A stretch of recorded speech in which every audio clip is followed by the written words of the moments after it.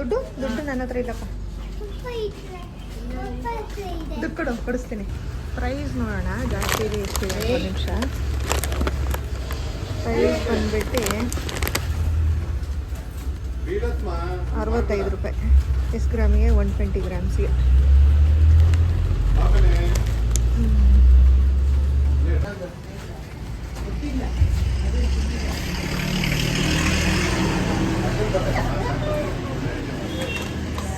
ಸರಿ ಟಿ.ಸಿ. ಇದೆಲ್ಲ ಸರಿ. ಟೋಟಲ್ ಕಾಸ್ಟ್ ಎಷ್ಟಾಯಿತು? ಟೋಟಲ್ ಕಾಸ್ಟು 200 ರೂಪಾಯಿ ಪೆಟ್ರೋಲ್ ಆಯಿತು.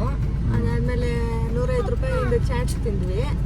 ಆಮೇಲೆ ಒಂದು ಸ್ನ್ಯಾಕ್ಸ್ ತೊಗೊಂಡಿದ್ದು ಒಂದು 370 ರೂಪಾಯಿ. 370, 150, 520 ಪ್ಲಸ್ 200 ರೂಪಾಯಿ ಪೆಟ್ರೋಲು.